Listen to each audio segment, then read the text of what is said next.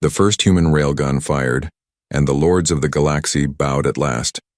Dr. Sarah Chen stood in the observation deck of the council tower, staring at the impossible beauty of the galactic capital. Ships from 800 different worlds moved through the sky like schools of fish, each one a different shape, a different color, a different dream of what space travel could be. 3 months ago she would have cried at the sight. Today she wanted to put her fist through the crystalline window.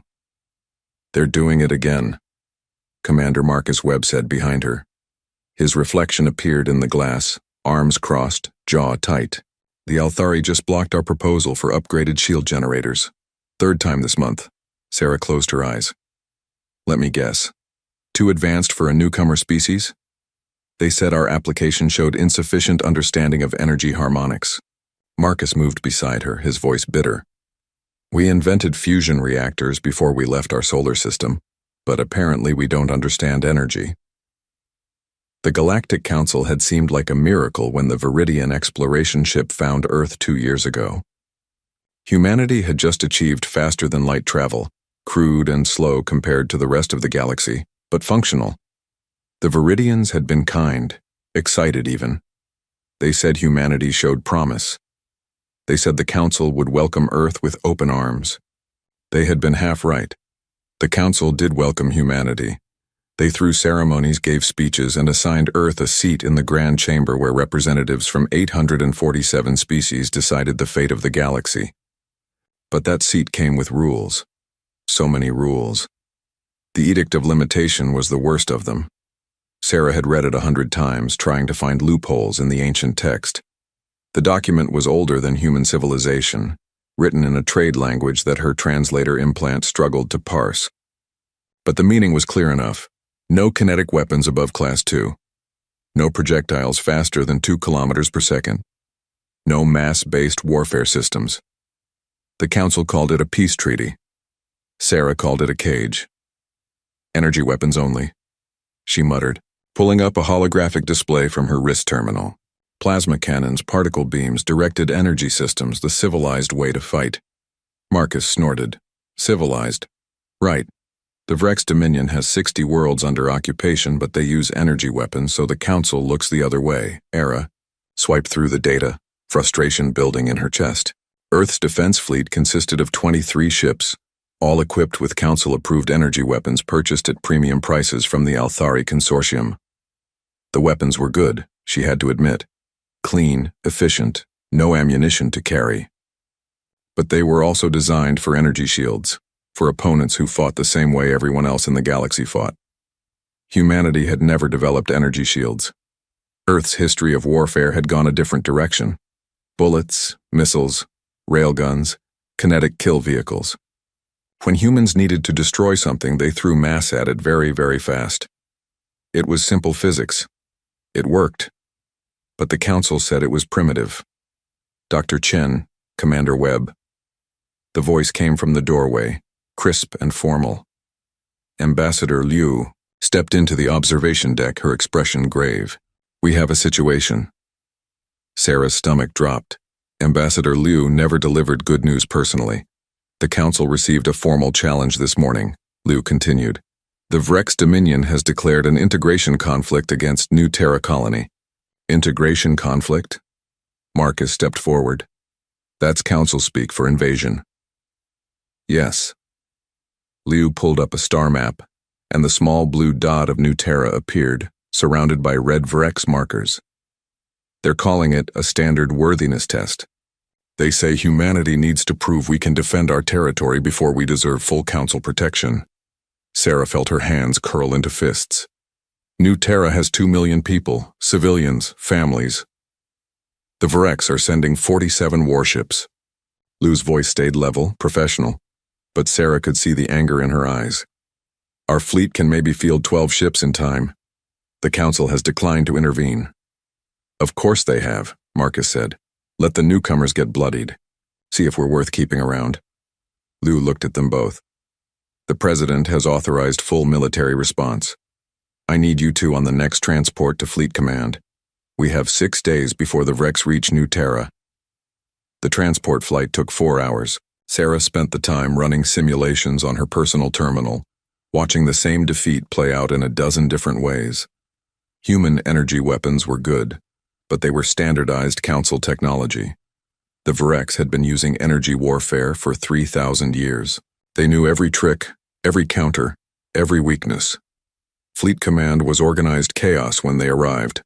Officers shouted orders, holographic displays showed ship positions and supply lines, and somewhere in the background, a news feed showed panicked colonists on New Terra loading onto evacuation ships. Admiral Zhang met them in the strategy room, a tall woman with iron-gray hair and the kind of eyes that had seen too many battles.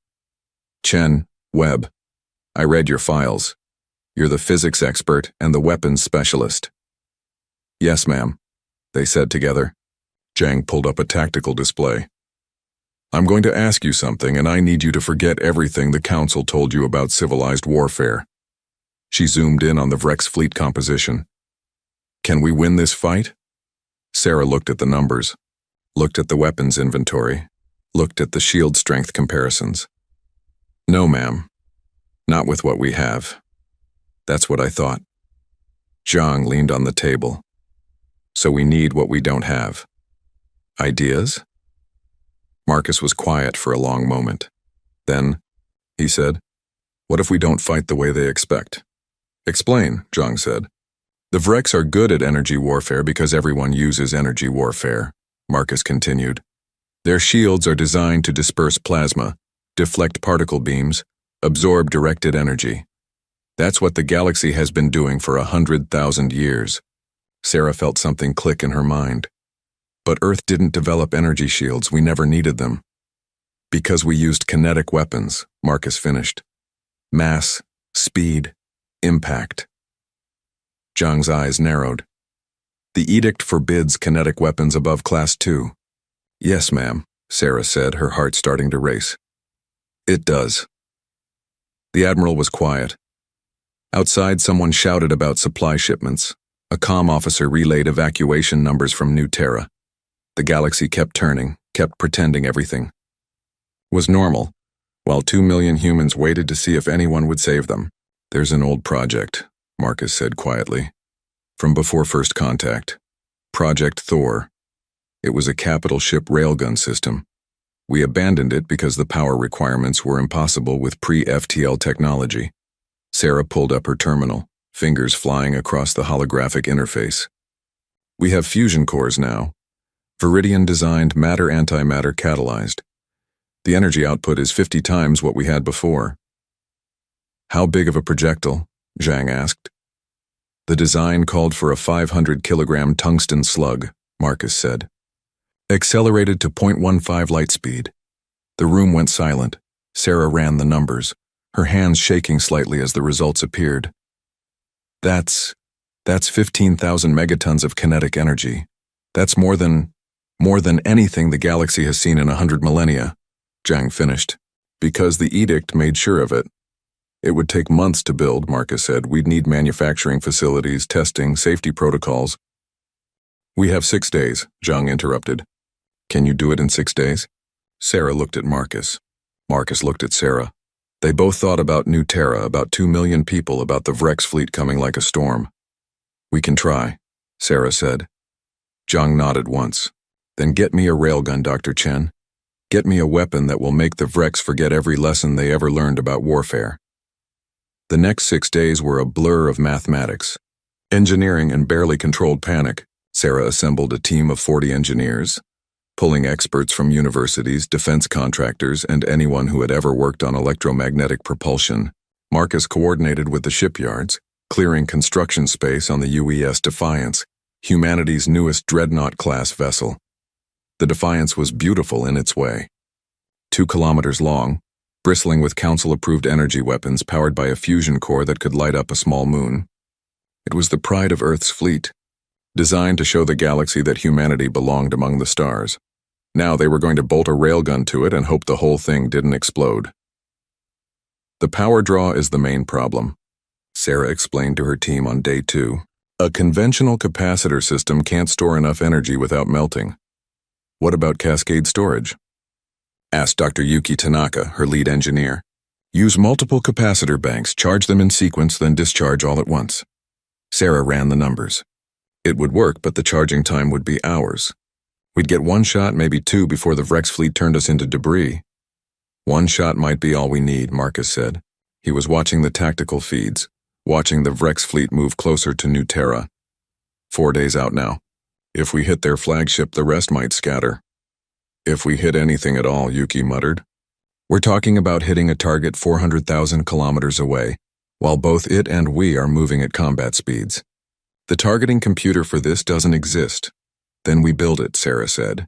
We have 4 days. On day 3, the Galactic Council found out. The message came through official channels delivered by a Viridian observer stationed at Fleet Command. Sarah was elbow-deep in capacitor arrays when Marcus pulled her aside, his face pale.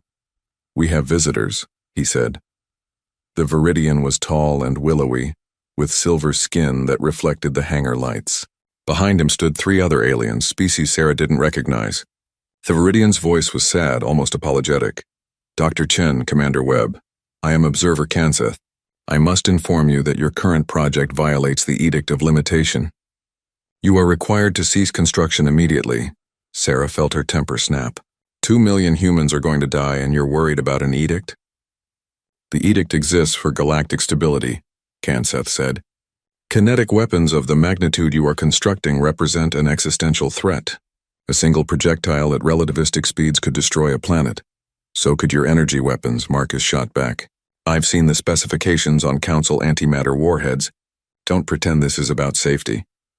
One of the other aliens stepped forward, a being of pure energy contained in a shimmering field. Sarah's translator implant identified it as one of the 5 lords, the ancient beings who ruled the Council. Its voice was like wind chimes and thunder at once. Humanity, you do not understand what you are creating.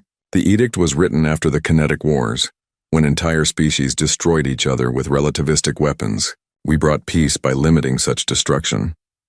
You brought peace by making sure no one could challenge you, Sarah said. The edict favors species with energy-based evolution.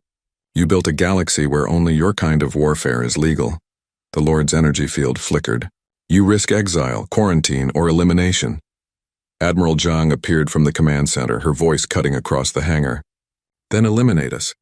But do it after we save our people. You want to enforce your edict? Fine, come back in 7 days. If we survive the Vrex, you can pass judgment then. The Lord and its companion stared at Zhang for a long moment. Then without another word, they vanished in a shimmer of light. Kanseth remained, looking miserable. I am sorry, he said quietly. I will file my report. What happens next is beyond my control. Then you'd better file it slowly, Zhang said. We need 3 more days. The Viridian looked at them, at the half-assembled railgun, at the humans working with desperate speed. Then he nodded once and left. On day 6, they finished. The railgun stretched along the Defiance's spine like the world's largest rifle. 2 kilometers of electromagnetic rails, powered by a cascade capacitor system that could store enough energy to vaporize a city. The targeting computer was a patchwork of human and alien systems, calibrated by hand because they didn't have time for proper testing. Sarah stood in the fire control center, staring at the weapon they had built. It was ugly, brutal, nothing like the elegant energy weapons the Council favored. It looked exactly like what it was, a gun scaled up to the size of a warship. It's going to work, Marcus said beside her. He didn't sound certain. It has to, Sarah replied.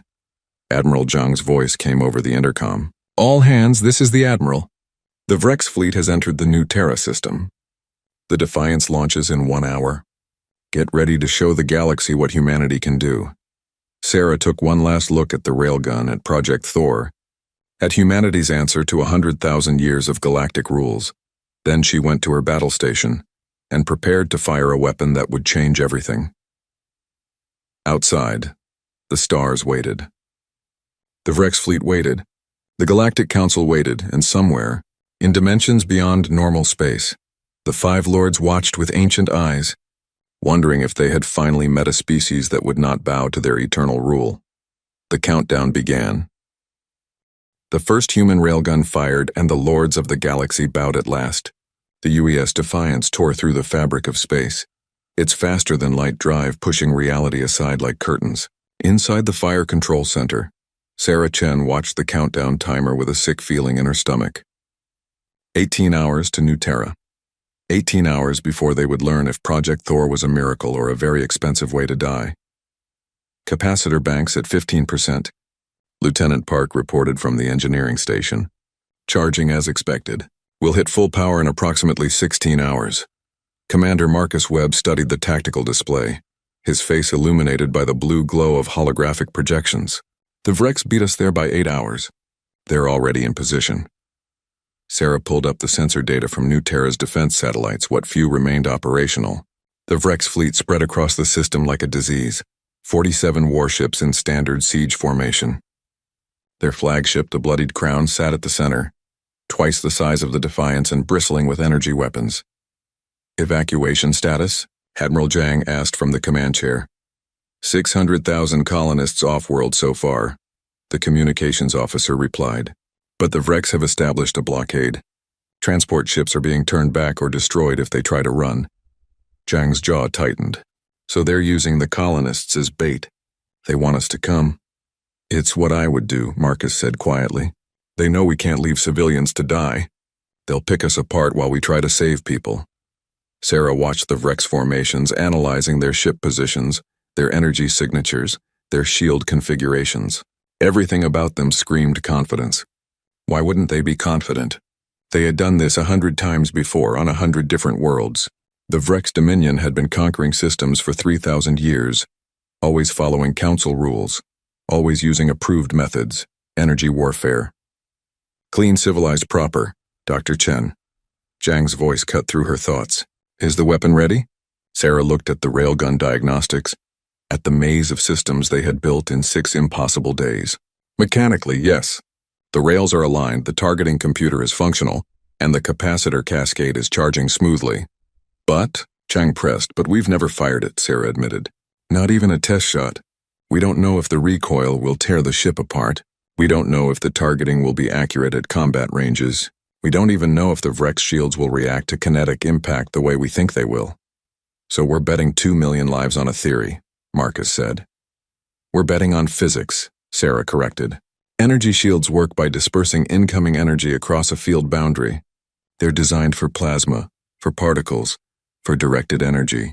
A solid projectile moving at 15% light speed isn't energy. It's mass. And mass doesn't get dispersed. Zhang smiled grimly. So either we're brilliant or we're about to die in the stupidest way possible. Yes, ma'am, Sarah said. The Defiance dropped out of FTL at the edge of the New Terra system with all the subtlety of a meteor strike. Every sensor in the system immediately locked onto them. On the tactical display, Sarah watched as 47 Vrex ships turned to face the newcomers. We're being hailed, the comm officer said. Put it on screen, Zhang ordered. The view screen flickered, and a Vrex commander appeared. Lord Thexeron was typical of his species. Reptilian features, scales like burnished copper, eyes that held nothing but contempt. When he spoke, his voice was smooth and amused. Ah, the humans arrive. How predictable. One ship against my entire fleet. He leaned back in his command throne. I admire your courage, Admiral, even as I pity your stupidity. Lord Thexeron, Zhang replied calmly. Withdraw your forces from New Terra, and we can end this without bloodshed. The Vrex commander laughed, a sound like breaking glass. Bloodshed? You misunderstand, human. This is not a battle. This is a lesson. The Council wants to see if your species is worth keeping. I intend to demonstrate that you are not. Then you've made your choice, Zhang said. My conscience is clear. Wait, Thexeron said, holding up a clawed hand. I am not without mercy. I offer you one chance, Admiral. Surrender your ship. Pledge humanity to serve the Vrex Dominion. In exchange, I will allow your colonists to live as servants rather than corpses. The bridge went silent. Sarah felt her hands curl into fists. Zhang's expression never changed. I have a counteroffer, Lord Thexeron. Leave now while you still can. The Vrex commander's amusement vanished. Then you will die. All of you. The screen went dark. Battle stations, Zhang ordered. Webb, how long until we can fire? Marcus checked the capacitor status. 3 hours and 42 minutes. We need to buy time. Then we buy it. Zhang opened the fleet channel. All human ships, this is the Admiral. Form defensive screen around the Defiance. Our job is to survive long enough for the weapon to charge. Whatever happens, we do not break formation.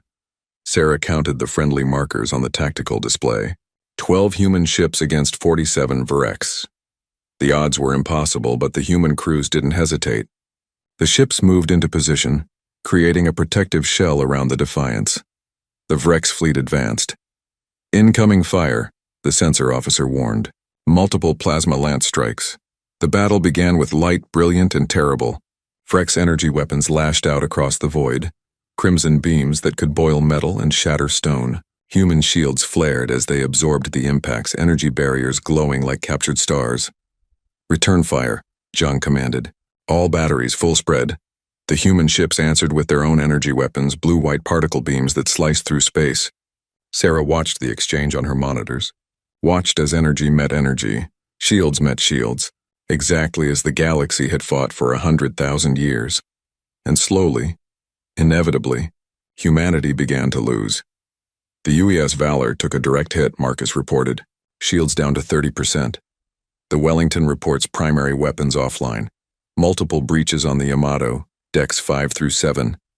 Sarah watched the timer. 3 hours until the railgun could fire. The Defiance shuddered as enemy fire found its shields, and she grabbed the edge of her console for balance. Dr. Chen, Admiral Zhang said, her voice steady despite the chaos. Tell me about the weapon. Help me understand what we're about to do. Sarah pulled up a holographic model of the railgun, grateful for something to focus on besides the battle. A railgun is simple physics, Admiral. You have 2 parallel rails charged with opposite electrical polarities. When you place a conductive projectile between them, it completes the circuit. The electromagnetic force accelerates the projectile along the rails. Like a motor, Zhang said. Exactly, but scaled up impossibly large. Our rails are 2 kilometers long. The projectile is 500 kilograms of tungsten, chosen because it's dense and heat-resistant. The capacitor banks will discharge 15 gigawatts of power in half a second. Marcus added, the projectile will exit the barrel at 0.15 light speed. At that velocity, the kinetic energy is more than any nuclear weapon humanity ever built. And the Vreks shields? Zhang asked. Energy shields work by creating a field that disperses incoming energy, Sarah explained. They're incredibly effective against plasma, lasers, particle beams. But a solid projectile isn't energy, it's mass. The shield might slow it down fractionally, but at the velocities we're talking about, it's like trying to stop a planet with tissue paper. An explosion rocked the ship. The lights flickered. Direct hit on starboard shields, someone shouted. Down to 40%. 2 hours and 10 minutes, Marcus said, staring at the capacitor readout. The battle turned desperate. The UES Valor exploded in a flash of contained fusion. Its reactor breached by sustained Vreks fire. The Wellington broke formation, limping away on emergency thrusters. 3 more human ships were critically damaged, barely functional. Sarah watched the carnage and felt a cold clarity settle over her. This was what the Council had wanted. This was the test. Humanity fights with Council-approved weapons, loses badly, and learns their place in the galactic order. The strong remain strong, the weak remain weak, and everyone follows the rules. 1 hour, Marcus said. The Defiance's shields were down to 20%. Vrek ships surrounded them now.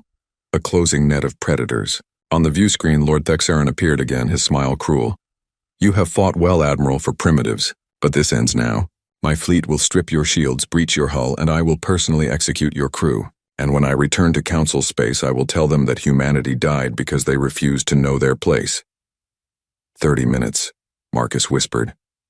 The shield indicator dropped to 15%, then 10. Explosions bloomed along the Defiance's hull as enemy fire found weak points. Sarah ran simulations in her head, calculating trajectories, compensating for the Defiance's damage, for the Vreks formation, for the chaotic movement of battle. They would get one shot. If they missed, it was over. 15 minutes, the engineering deck reported multiple breaches. Life support was failing on 3 levels. The remaining human ships were barely holding together, their crews fighting with everything they had to buy a few more minutes. Admiral Zhang stood from her command chair and walked to the view screen, staring out at the Vreks fleet. Dr. Chen, when you were a girl, what did you want to be? The question was so unexpected that Sarah blinked. I wanted to be an astronaut, ma'am. I wanted to see the stars. And here you are, Zhang said softly, farther from Earth than any human has ever been, about to fire a weapon that will either save millions or doom us all. She turned back to face the bridge. "Commander Webb, is the weapon ready?" Marcus checked his console. "Capacitors at 98%, within firing parameters." "Dr. Chen, do you have a target?" Sarah brought up the targeting overlay. The Vrex flagship sat 400,000 kilometers away, surrounded by its fleet. A perfect shot would be impossible. The flagship was maneuvering, the Defiance was damaged, and they had never tested the targeting computer. But perfect wasn't required. They just needed close enough. "Target locked," Sarah said. "The Bloodied Crown, Lord Thexeran's flagship." "Capacitors at full charge," Marcus reported. "Weapon ready to fire." Admiral Zhang looked around the bridge at her crew. Young faces, old faces, humans who had left Earth to find new homes in the stars. They were battered, bleeding, but unbroken. "The galaxy has rules," Zhang said. "Ancient rules made by ancient powers, designed to keep the strong strong and the weak weak. Today we break those rules. Today we show them that humanity doesn't bow." She raised her hand. "Fire." Sarah pressed the firing stud. For a fraction of a second, nothing happened. Then the capacitors discharged. 15 gigawatts of power flooding into the railgun's electromagnetic coils. The rails hummed with energy, a sound that resonated through the ship's superstructure like the tolling of a bell. The tungsten slug sat between the rails, 500 kilograms of dense metal inscribed with coordinates and equations. Then the electromagnetic force grabbed it and it began to move. 2 kilometers in half a second. The slug accelerated at forces that would have compressed a human being into paste. Faster, faster, until it reached terminal velocity and burst from the barrel in a flash of ionized air. 0.15 light speed. Every sensor in the new Terra system registered the event. The energy discharge created an electromagnetic pulse that spread through space like a shockwave, briefly disrupting communications across 3 light minutes. On 100 different ships in 100 different languages, beings stopped and stared at their instruments in confusion. What was that? The slug crossed 400,000 kilometers in 0.89 seconds. Lord Thexeran was in the middle of giving an order when his flagship ceased to exist. The kinetic energy hit the Bloodied Crown shields first, and for a microsecond the shields tried to do their job. They tried to disperse the energy, to spread it across the field boundary, to protect the ship as they had been designed to do. Then the slug hit. 15,000 megatons of kinetic energy, concentrated in a 500-kilogram projectile, moving at a significant fraction of light speed. The shields vanished like popped bubbles. The armor plating might as well have been paper. The slug passed through the flagship from bow to stern, and the kinetic energy transferred into heat and shock and devastation. The Bloodied Crown didn't explode. It disintegrated. The shockwave expanded outward, catching 8 nearby Vrex ships in its radius. Shields failed, hulls buckled, ships spun out of control, trailing atmosphere and debris. And then there was silence. On the Defiance's bridge, nobody moved. Nobody breathed. Sarah stared at her instruments, at the empty space where the flagship had been, at the chaos spreading through the Vrex fleet. "My God," someone whispered. "Vrex fleet is breaking formation," Marcus said, his voice shaking. They're running." And they were. The remaining Vrex ships turned and fled, their commanders too shocked to maintain discipline. Within minutes, 47 ships had become 38 fleeing contacts, jumping to FTL as fast as their drives could engage. Admiral Zhang sat down slowly in her chair. "Stand down from battle stations. Damage control teams report. Medical teams to all decks." She looked at Sarah. "Dr. Chen, inform New Terra that the siege is lifted." Sarah opened the channel with trembling hands. "New Terra, this is the UES Defiance. The Vrex fleet has retreated. You are safe." The response came after a long pause, and Sarah could hear the tears in the controller's voice. "Defiance, this is New Terra. We saw it. Everyone saw it." "What was that weapon?" Sarah looked at Marcus, then at Admiral Zhang. The Admiral nodded. "That," Sarah said, "was humanity saying no." But even as New Terra celebrated, as human crews cheered and wept, Sarah pulled up her long-range sensors and saw something that made her blood run cold. Across the galaxy, from Council space, observers were moving. Ships, probes, and things that defied classification, all converging on New Terra, and somewhere beyond normal space. In dimensions where the Five Lords dwelled, Ancient beings stirred and looked upon humanity with eyes that had seen civilizations rise and fall. They had watched the shot heard across the galaxy, and they were coming. The first human railgun fired and the Lords of the Galaxy bowed at last. The emergency session of the Galactic Council began 63 hours after the railgun fired. Sarah Chen sat in the human delegation's gallery, surrounded by representatives from 847 species, and felt the weight of thousands of eyes upon her. The council chamber was a monument to ancient power. It hung in space above the capital world, a structure so vast it had its own gravity field. The walls were transparent, showing the stars beyond, and in the center of the chamber floated the thrones of the 5 lords. Sarah had never seen the lords manifest physically before. Most species hadn't. The lords were energy beings, older than most civilizations, and they typically ruled from beyond normal space. Their physical forms were rare, reserved for moments of great importance. Apparently, humanity breaking the edict qualified. Lord Sovereign appeared first, a being of pure light contained in a roughly humanoid shape. Its voice resonated directly in Sarah's mind, bypassing sound entirely. The council recognizes the human delegation.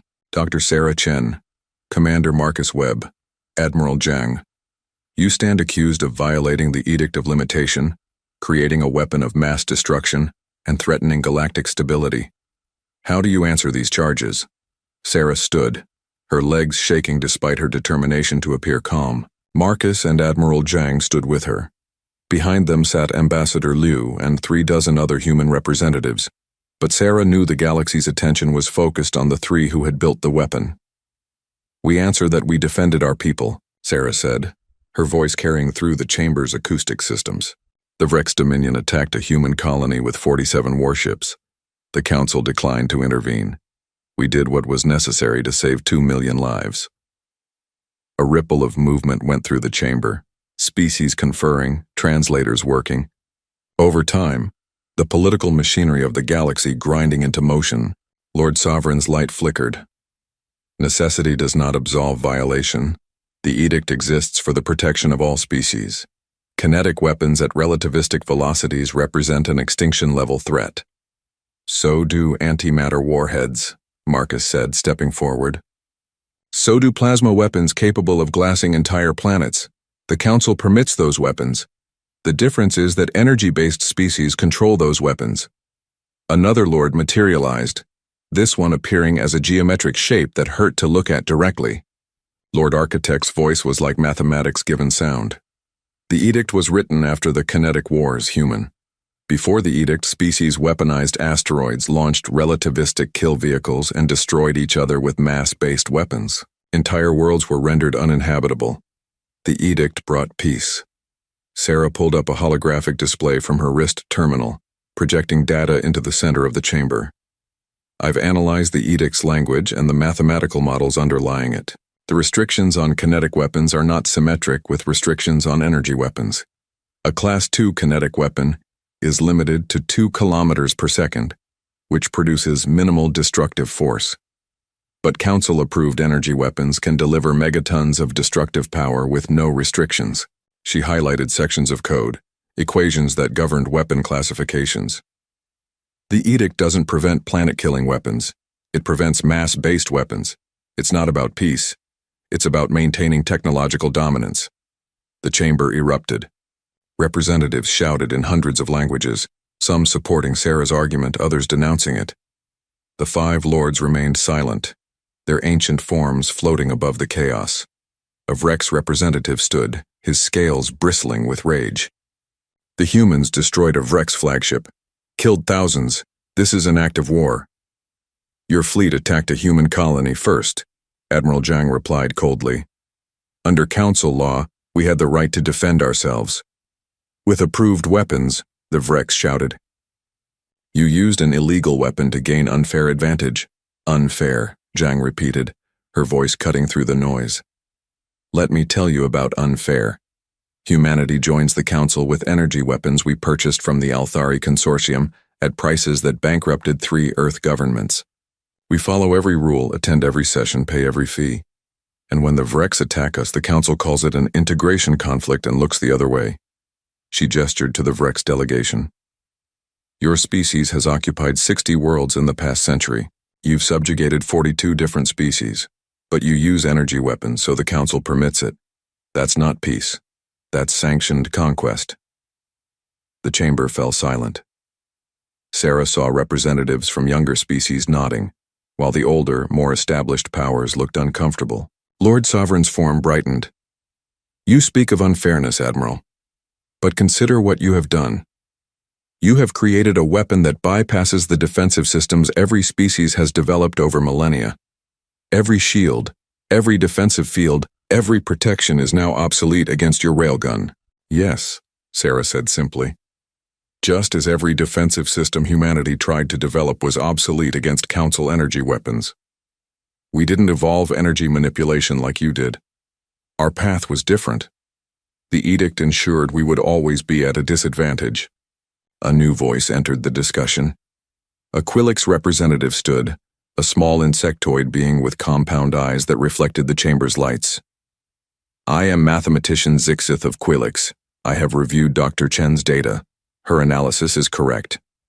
The Quilix projected their own hologram, complex mathematical proofs that spiraled through the chamber.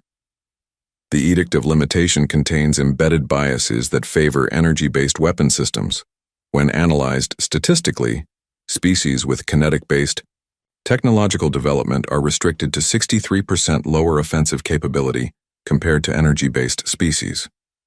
This is absurd, an Althari delegate stood, his crystalline body refracting light. The edict has maintained galactic peace for 100,000 years. Has it? Zixith replied. Or has it maintained galactic dominance for established powers? How many wars have the Five Lords fought? 0. How many wars have client species fought? Hundreds. The edict does not prevent war, it regulates who can win wars. More voices joined the debate. 23 younger species, many of them restricted by various Council limitations, began speaking out. Sarah realized with a start that humanity wasn't alone. Other species had been chafing under the Council's rules, waiting for someone to challenge the system. Lord Sovereign raised a hand, and silence fell instantly. Enough. The debate is noted. But the fact remains. Humanity has created a weapon that threatens the established order. This cannot be permitted. A third Lord manifested, this one appearing as a swirl of dark matter barely held together by gravitational fields. Lord Entropy's voice was a whisper that somehow filled the chamber. We offer humanity a choice. Share the railgun technology with the Council. Allow us to regulate its distribution. In exchange, humanity will be granted clemency for the edict violation. Sarah felt her heart sink. Share the technology, and the Council would ensure only approved species received it. The Lords would maintain control, just with a new weapon added to their arsenal. Marcus stepped forward. And if we refuse? Then humanity will be quarantined to your solar system, Lord Sovereign said. No trade, no travel, no contact. You will exist in isolation until you agree to Council authority. Or, Lord Entropy added, its voice cold, the Council will take more direct action. Your species will be classified as a galactic threat. The combined fleets will sterilize Earth and all human colonies. The threat hung in the chamber like a physical weight. Sarah saw Ambassador Lu's face go pale. Around them, human delegates gripped their seats, processing the reality that they might have just doomed their entire species. Admiral Zhang was quiet for a long moment. Then she smiled. A sharp, predatory expression that made several nearby aliens lean away. You can't do that, Zhang said. Admiral. Lord Sovereign's voice carried a warning. We are the Five Lords. We have governed this galaxy for 100,000 years. Yes, we know, Zhang interrupted. But you can't sterilize humanity. And do you know why? She pulled up her own display showing Earth's orbital shipyards. Because in the 3 days since we fired the railgun, humanity has begun mass production. We have 47 more ships under refit. Every human vessel in our fleet is being equipped with railgun technology. The chamber exploded in chaos. In addition, Zhang continued over the shouting, we've transmitted the complete railgun specifications to 23 species who voted in support of edict reform. The Quilix have the data. The Viridian Free States have it. The younger species you've kept under your control for centuries now have a weapon you can't defend against. Lord Sovereign's form flared with anger. You have doomed the galaxy to chaos! No, Sarah said, stepping beside Zhang. We've given the galaxy a choice. You can continue enforcing an edict that maintains inequality, knowing that any species can now build weapons you can't stop. Or you can abolish the edict and write new laws that don't favor energy-based evolution. You would spread this weapon to everyone? Lord Architect's mathematical form pulsed with what might have been disbelief. We would spread equality, Marcus replied. The galaxy isn't peaceful because of the edict. It's stratified. The strong prey on the weak, and the Council looks away as long as proper weapons are used. That ends now. Lord Entropy's dark form swirled faster. You do not understand the consequences. The kinetic wars destroyed hundreds of worlds. Species turned their own moons into projectiles. We barely survived that era. Then maybe, Sarah said softly, the solution isn't limiting weapons. Maybe it's giving everyone the same weapons so no one has an advantage. The five lords conferred silently, their forms flickering as they communicated in ways beyond human perception. The chamber waited, 847 species holding their breath. Finally, Lord Sovereign spoke. The Council will recess for deliberation. Humanity, you have forced our hand in ways we did not think possible. We will return with our decision. The lords vanished and the chamber dissolved into frantic discussion. Sarah collapsed into her seat, adrenaline finally fading. Marcus sat beside her, his hands shaking. Did we just threaten to arm the entire galaxy? He asked. Yes, Sarah said. Are we insane? Probably. Ambassador Liu leaned forward from the row behind them. The Quilix delegation wants to meet with us. So do the Viridians, the Crix, and 12 other species. They're calling it the Coalition for Edict Reform. How many is that?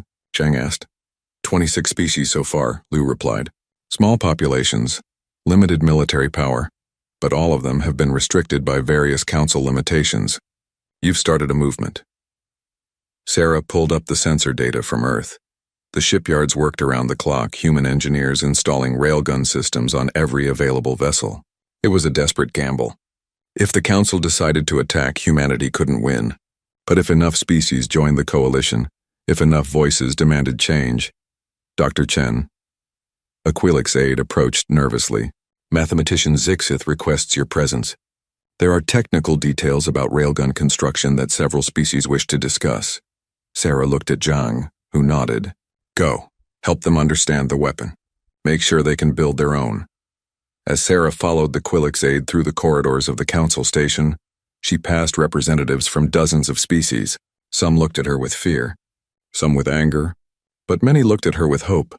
The kind of desperate hope that comes from seeing a chance at change after centuries of stagnation.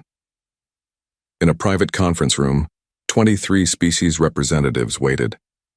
Engineers, scientists, military specialists. They had holographic displays showing their attempts at railgun designs, calculations for power requirements, questions about materials and targeting systems. Dr. Chen, Zixeth said, their compound eyes reflecting the blue light of the displays. We need your help. Not just with the weapon, but with the philosophy behind it. How do you build a weapon that makes warfare equal? Sarah looked at the assembled beings.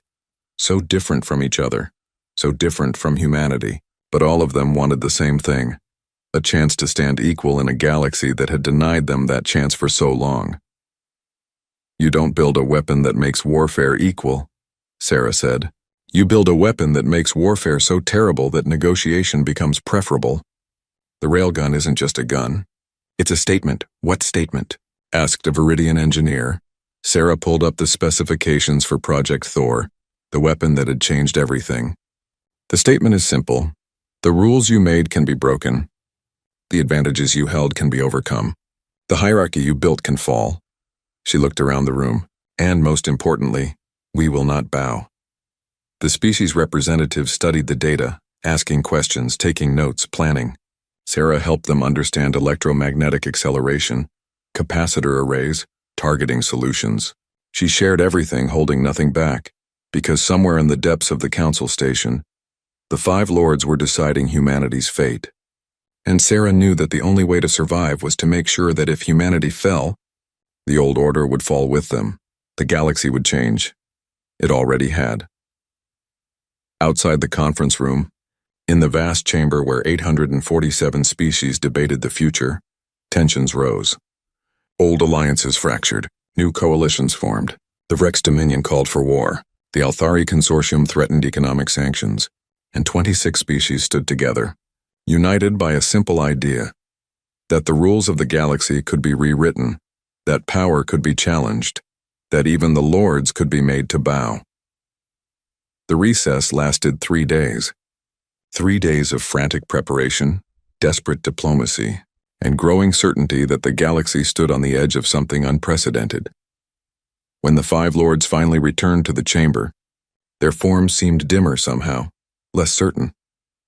Lord Sovereign addressed the assembled species, and for the first time in Sarah's memory, an ancient being sounded tired.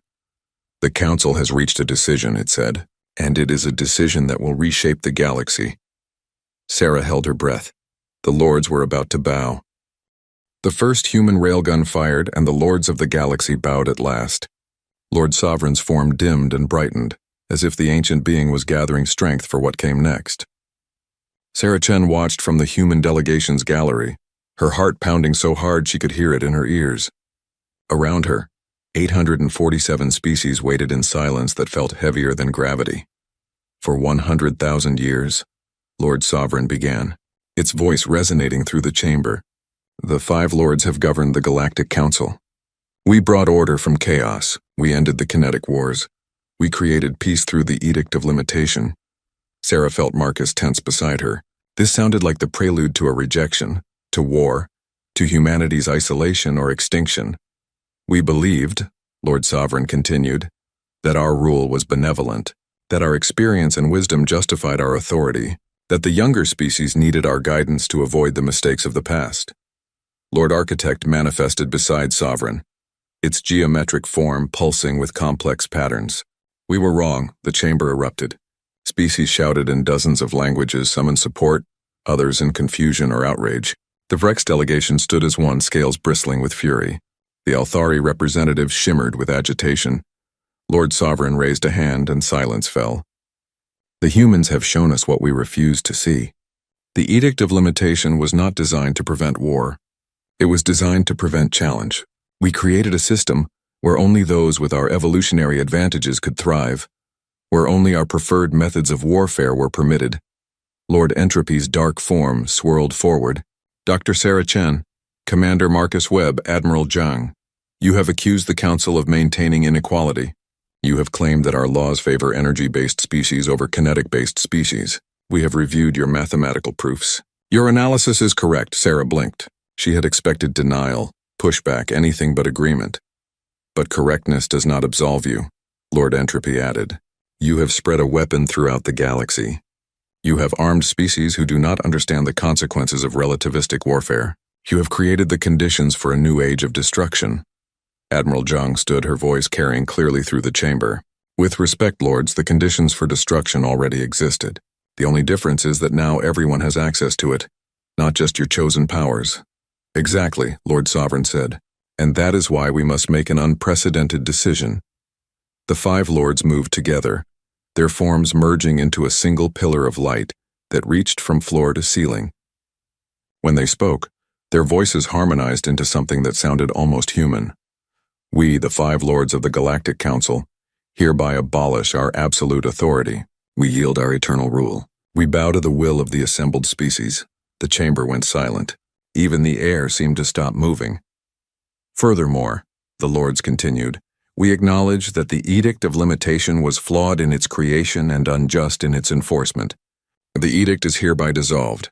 All restrictions based on weapon type are removed. All species are granted equal access to defensive and offensive technologies." Sarah felt tears on her face and didn't know when she had started crying. Marcus grabbed her hand, squeezing so hard it hurt. Around them, the human delegation was frozen in shock. "But," the Lord said, and Sarah's hope faltered, "we do not leave the galaxy without structure. We propose a new council, one that reflects the diversity of all species, regardless of their age or power." Lord Architect separated from the merged form, its geometric shape projecting holographic documents into the center of the chamber. We propose the formation of a rotating council leadership, elected by all member species. Terms will be limited. Authority will be distributed. No single species or group of species will hold permanent power. We propose, Lord Entropy added, the creation of a Council of Sciences dedicated to preventing weapons proliferation while ensuring no species is technologically disadvantaged. This council will include representatives from energy-based, kinetic-based, biological, and quantum species. And we propose, Lord Sovereign finished, that humanity, having forced this change, take a leadership role in the new order. Dr. Sarah Chen, you are hereby appointed to the Council of Sciences. Commander Marcus Webb, you will lead the Joint Military Task Force. Admiral Zhang, you will advise on the restructuring of galactic defense. Sarah couldn't speak, couldn't move. This was more than she had hoped for, more than she had dreamed possible. The Vrex representative stood shaking with rage. This is unacceptable. The humans attacked us, destroyed our flagship, and you reward them? Lord Sovereign's form brightened. The Vrex Dominion is hereby censured for unprovoked aggression against New Terra Colony. Lord Thexaran, had he survived, would face trial for war crimes. Your forces will withdraw from all contested territories. Your fleet will be reduced by 50%, and you will pay reparations to the human colonists of New Terra. The Vrex representative opened his mouth to protest, but Lord Entropy cut him off. Or you can withdraw from the council entirely. The choice is yours. The Vrex delegation conferred in heated whispers. Finally, their representative sat down, scales dulled in defeat. An Althari representative stood, its crystalline body reflecting the chamber lights in fractal patterns. And what of us? The Althari Consortium has profited from selling council-approved weapons for millennia. This restructuring will destroy our economy. No, Lord Architect replied. It will force your economy to adapt. You can choose to sell railgun components alongside energy weapons, or you can choose to fall behind. The galaxy no longer favors energy-based technology exclusively. More species began to speak, some in support, others in opposition. The Coalition for Edict Reform, now numbering 32 species, stood together in solidarity. The older powers looked uncertain, calculating the political and economic costs of this new order. Sarah watched it all unfold with a mix of wonder and terror. They had wanted change, had fought for change, but now that it was here, the reality felt overwhelming. Marcus leaned close, whispering, "Did we just accidentally reform the entire galactic government?" "I think so," Sarah whispered back. "Are we qualified for this?" "Absolutely not." They looked at each other and started laughing, quiet and slightly hysterical. The kind of laughter that comes from surviving something that should have killed you. The debate continued for hours.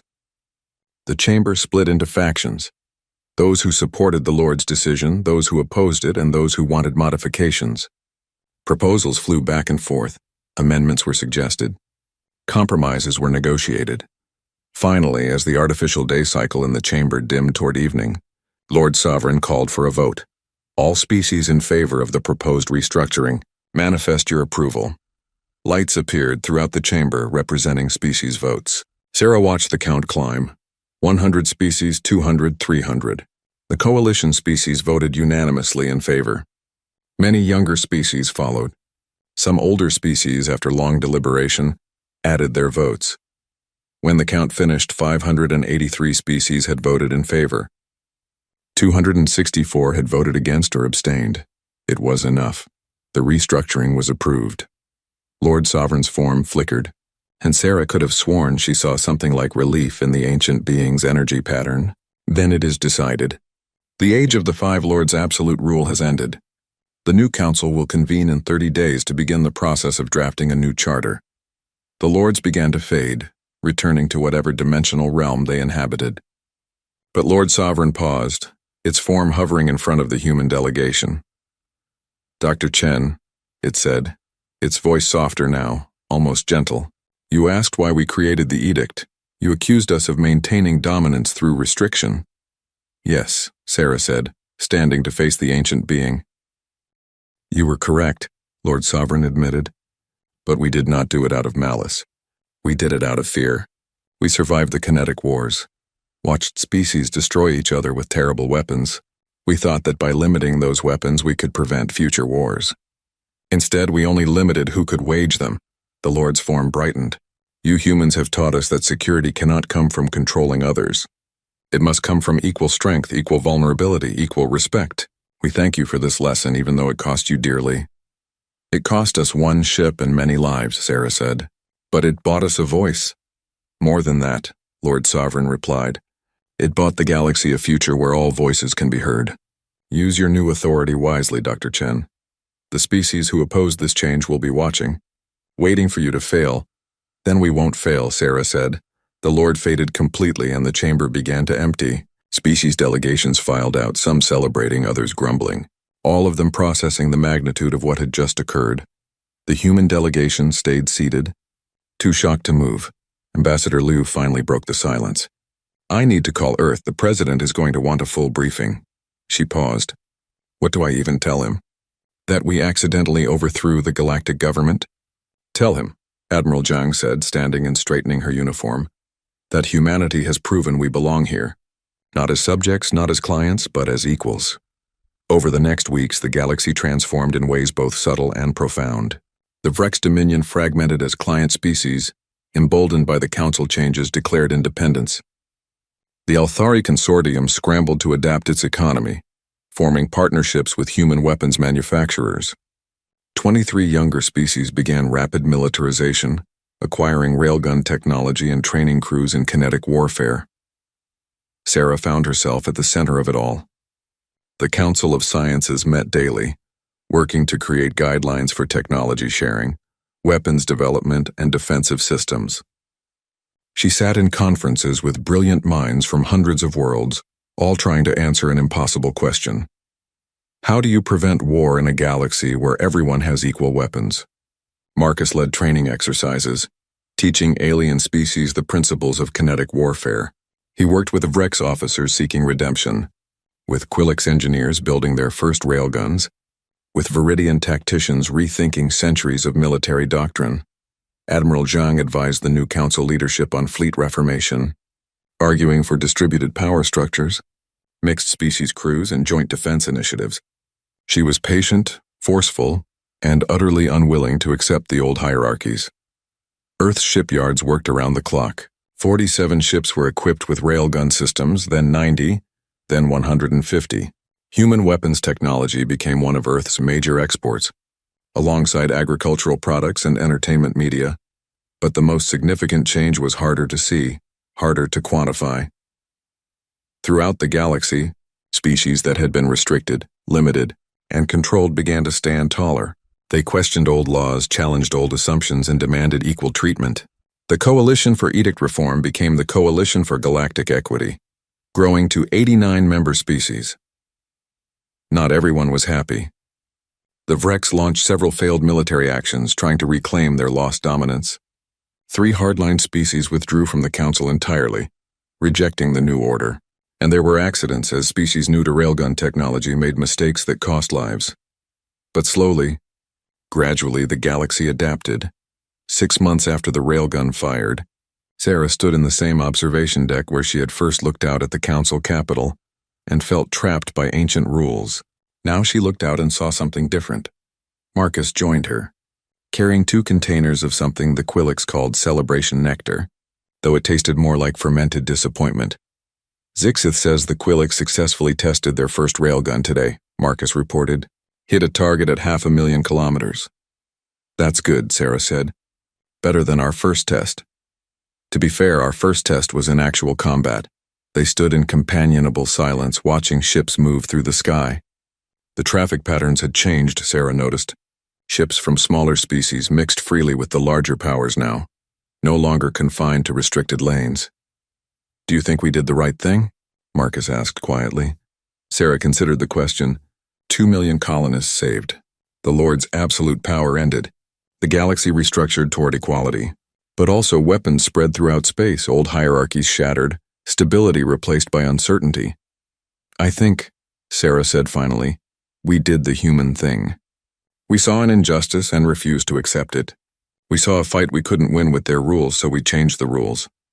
The Vrex are calling us barbarians, Marcus said. The Althari say we've doomed the galaxy to chaos. Maybe we have, Sarah admitted. But at least it's fair chaos. Everyone has the same weapons now. Everyone has the same chance. Marcus raised his container in a toast. To fair chaos, then. Sarah clinked her container against his. And to humanity. The species that looked at 100,000 years of tradition and said, "No thanks. We'll do it our way." They drank the terrible nectar and watched the galaxy turn. On Earth, the UES Defiance was being retired. The ship that had fired the first shot of the new age would become a museum, a monument to the day when humanity refused to bow. The Railgun, Project Thor, would be preserved exactly as it was, a reminder that sometimes the most powerful weapon isn't the one that destroys the most, but the one that changes everything. In the council chambers, representatives debated the new charter, arguing over clauses and amendments, trying to build a government that would treat all species fairly. It was messy, slow, frustrating work. But for the first time in 100,000 years, everyone had a voice. And in spaces between stars, the Five Lords watched. They were no longer rulers, but they were still observers, still ancient, still wise in ways that younger species couldn't understand. They watched humanity spread through the galaxy, bringing their strange mix of cooperation and defiance, building alliances and challenging assumptions. Lord Sovereign observed Sarah Chen in the Council of Sciences, arguing passionately for safety protocols while refusing to limit species' access to technology. The ancient being felt something it hadn't experienced in millennia: pride, not in itself but in those it had once ruled. Perhaps, Lord Sovereign thought, the humans were right. Perhaps the galaxy needed to be shaken. Perhaps absolute rule, no matter how well-intentioned, was just another form of tyranny. The lords had bowed, and the galaxy was better for it. 3 years after the shot heard across the galaxy, Sarah Chen stood in the Smithsonian Orbital Museum, staring at the weapon that had changed everything. The UES Defiance hung in the vast exhibition hall, suspended in a null-gravity field, its hull still bearing scars from the Battle of New Terra. Visitors from dozens of species floated around the ship, reading plaques, taking holographic images, and marveling at the massive railgun that ran along its spine. Project Thor, longbow, the weapon that fired once and broke 100,000 years of tradition. "Dr. Chen," a young voice called out. Sarah turned to see a group of students, a mixed class of humans and aliens, floating toward her with their instructor. The instructor was Viridian, with silver skin that caught the museum's lights. "Students, this is Dr. Sarah Chen," the instructor said. "She designed the railgun you're looking at." The students stared at her with wide eyes. One human boy, maybe 12 years old, raised his hand. "Did you know it would work?" Sarah smiled. "Honestly? No, we had never tested it. We built it in 6 days and fired it in combat. We hoped it would work, but we didn't know." A Quillic student, her compound eyes reflecting rainbow patterns, asked, "Were you scared?" "Terrified," Sarah admitted. "We were betting millions of lives on an untested weapon based on physics theory and desperate hope." "But you did it anyway," a small Viridian child said, his voice filled with awe. "We did it anyway," Sarah confirmed, "because sometimes doing something scary is better than doing nothing at all." The instructor guided the students closer to the railgun, explaining the electromagnetic principles, the capacitor arrays, the targeting solutions. Sarah watched them learn. These children who had grown up in a galaxy where all species had equal access to technology, where the old hierarchies meant nothing. They would never know the frustration of being limited by arbitrary rules. They would never feel the rage of watching established powers ignore injustice because it was convenient. They had inherited a galaxy that was messy and chaotic and infinitely more fair than the one Sarah had been born into.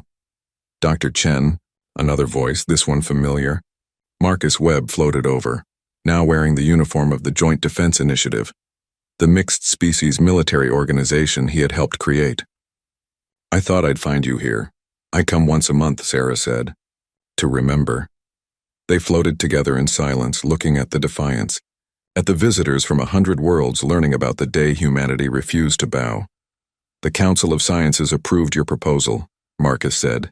"The new weapons treaties will include provisions for kinetic, energy, biological, and quantum systems. Equal restrictions, equal permissions." "Good," Sarah said. "That's what we fought for." "Admiral Zhang sends her regards," Marcus continued. "She's retiring next month. Says she's tired of politics and wants to teach at the academy." Sarah laughed. Admiral Zhang, teaching cadets how to be diplomatic? That should be entertaining. She says she's going to teach them how to win by changing the rules, Marcus replied. I think she'll be excellent at it. A chime sounded through the museum announcing the daily ceremony. Sarah and Marcus made their way to the central viewing platform, joining hundreds of other visitors. The lights dimmed and a holographic display illuminated the space around the Defiance. The display showed the Battle of New Terra, recreated from sensor data and survivor accounts. The desperate defense, the overwhelming Vrex fleet, the Defiance charging its weapon while human ships died to buy time. Then the shot, brilliant and terrible, crossing space in less than a second. Sarah had seen the display dozens of times, but it still made her throat tight. When the display ended, showing the Vrex fleet fleeing and New Terra saved, the lights came back up. A plaque near the railgun glowed with illuminated text. The weapon that fired once and changed everything. In memory of all who gave their lives at the Battle of New Terra, and in honor of those who dared to challenge an unjust system, may we never forget that true strength lies not in domination, but in the courage to demand equality. It's strange, Marcus said as they left the museum. We built a weapon of war and it brought peace. Not peace, Sarah corrected. Balance. The galaxy isn't peaceful. There are still conflicts, still wars, still problems, but now everyone fights on equal footing. They took a transport shuttle to the council station, the massive structure that orbited the capital world. The station had been rebuilt in the 3 years since the restructuring, designed to reflect the new order. Instead of the 5 lords' thrones dominating the chamber, there was now a circular council table where representatives from all 847 species could meet as equals. Sarah entered the Council of Sciences chamber, where beings from dozens of worlds worked together on technology policy. Her office overlooked the main floor, a space filled with holographic displays, experimental equipment, and researchers from every corner of the galaxy. Mathematician Zixeth was waiting for her, along with 3 other council members. Dr. Chen, we have a situation that requires your expertise. Sarah settled into her chair, pulling up the briefing documents.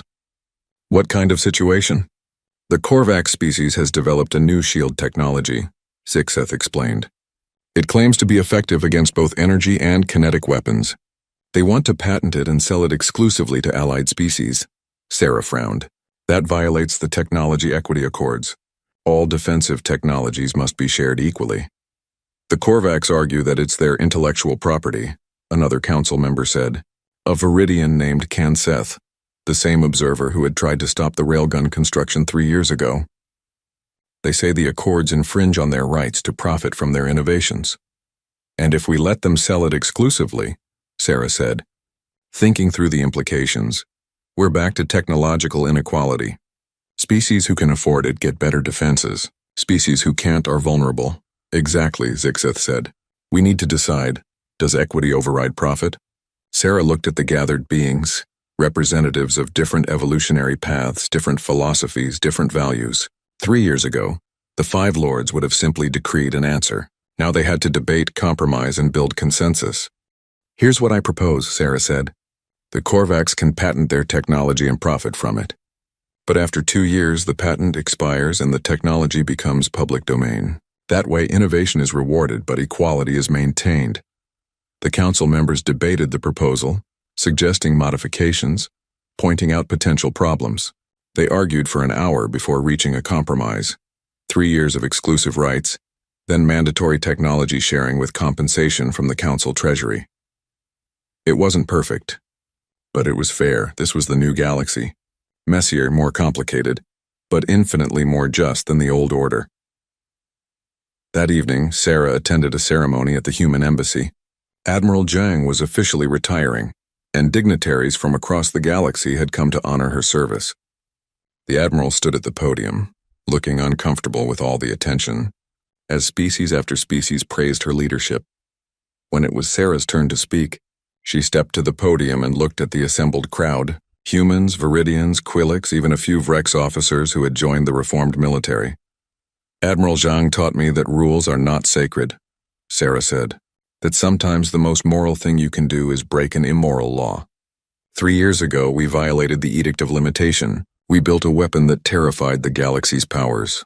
And we did it because 2 million lives were worth more than ancient traditions. Zhang watched her with those sharp eyes, a slight smile on her face. But the Admiral also taught me something else, Sarah continued, that changing the system isn't enough. You have to build something better to replace it. We didn't just break the edict. We created the Technology Equity Accords. We built the Joint Defense Initiative. We established the Council of Sciences. We gave the galaxy not just equal weapons, but equal voices. Sarah raised her glass. To Admiral Zhang, the woman who taught us that humanity's greatest strength isn't our weapons or our technology. It's our refusal to accept injustice even when the entire galaxy says we should. The crowd echoed the toast, and Zhang nodded in acknowledgement. Later, as the party wound down, Sarah found herself on a balcony overlooking the capital city. Zhang joined her, carrying 2 glasses of actual Earth whiskey, smuggled through proper channels. You did well in there, Zhang said, handing Sarah a glass. I learned from the best, Sarah replied. They drank in comfortable silence, watching the city lights sparkle below. Ships from 100 worlds moved through the sky, no longer segregated by power or privilege. Do you think it will last? Sarah asked. This new order we built? Zhang considered the question. Nothing lasts forever. Eventually, some species will try to game the system, find advantages, build new hierarchies. That's what power does.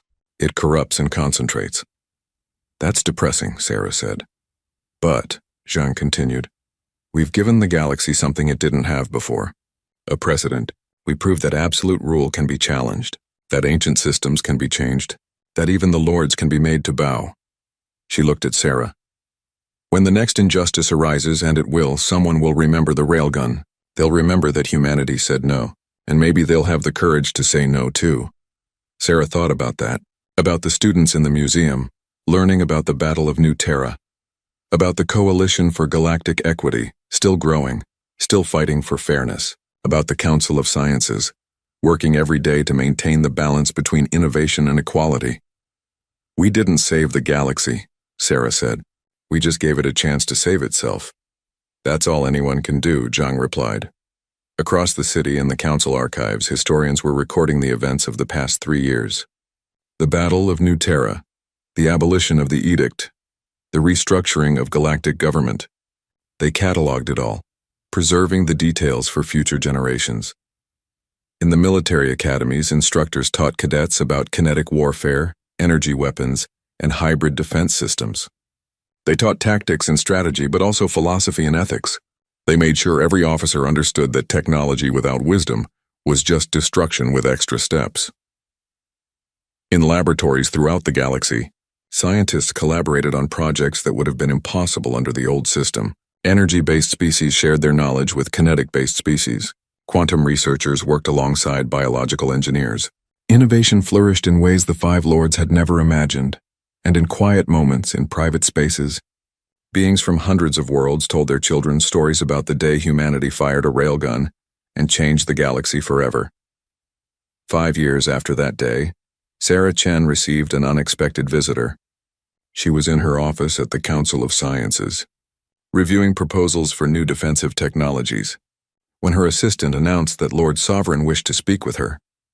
Sarah hadn't seen any of the Five Lords since the restructuring. They had retreated to their dimensional realm, honoring their promise to yield authority. Their appearance now filled her with concern. Lord Sovereign materialized in her office, its energy form dimmer than she remembered. Dr. Chen, thank you for seeing me. Lord Sovereign, Sarah said, standing. Is something wrong? No, the ancient being replied. I came to deliver a message. A farewell. Sarah felt a chill. Farewell? The Five Lords are leaving this dimension, Sovereign explained. We have ruled for 100,000 years. We have seen civilizations rise and fall, but we have also grown stagnant, comfortable, blind to the changes the galaxy needed. The Lord's form flickered. You humans showed us that our time had passed, that new voices, new ideas, new methods were required. We are grateful for that lesson, even though it was painful to learn. Where will you go? Sarah asked. Beyond, Sovereign said. There are other dimensions, other realities that need observation. We will watch from afar, but we will not rule. That task belongs to younger beings now. We'll make mistakes, Sarah warned. We already have. Of course you will. Sovereign replied. But they will be new mistakes, not the same ancient errors repeated endlessly. That is growth. That is evolution. The Lord drifted closer. Before I go, I want you to understand something. The railgun was important, but it was not what changed the galaxy. What changed the galaxy was your refusal to accept our answer when we said no. Your insistence that the rules could be questioned. Your courage to stand before powers that had existed for longer than your species has had written language and say, "You are wrong." Sarah felt tears in her eyes. We were just trying to save our people. And in doing so, you saved all people, Sovereign said. You gave the galaxy permission to change. That is a greater gift than any weapon. The Lord began to fade. Goodbye, Dr. Sarah Chen. Thank you for teaching an ancient being that wisdom is not the same as age and that power is not the same as rightness. Goodbye, Lord Sovereign, Sarah whispered. Thank you for being willing to learn. The ancient being vanished, and Sarah was alone in her office. She pulled up a holographic display of the galaxy, watching the network of civilizations that spread across 100,000 light years. Somewhere out there, the U.S. Defiant sat in a museum, a monument to the day everything changed. Somewhere, students learned about physics and ethics and the courage to challenge authority. Somewhere, the next injustice was brewing and the next rebels were preparing to say no. The galaxy wasn't perfect. It never would be. But it was better, fairer, more equal, and that was enough. Sarah Chen, the woman who had designed a weapon of war and accidentally reformed galactic government, returned to her work. There were proposals to review, technologies to evaluate, species to mediate between, the unglamorous, difficult work of maintaining a fair society. Outside her window, ships moved through space, carrying beings of every imaginable form to every corner of the galaxy. They traded, explored, argued, cooperated, and sometimes fought. But they did it as equals, with equal tools and equal voices. The age of the lords had ended. The age of equity had begun, and it had started with a single shot, fired by desperate humans who refused to accept an unjust galaxy, who looked at 100,000 years of tradition and said simply, "No more. We will not bow." And against all probability, against all precedent, against the weight of ages and the power of gods, the galaxy had listened. The first human railgun fired, and the lords of the galaxy bowed at last. And in that bowing, in that moment of humility from beings older than stars, the galaxy found something it had been missing for 100,000 years. Hope that things could change, hope that justice could be won, hope that even the smallest voice could reshape the universe. It was a good hope, and it would endure.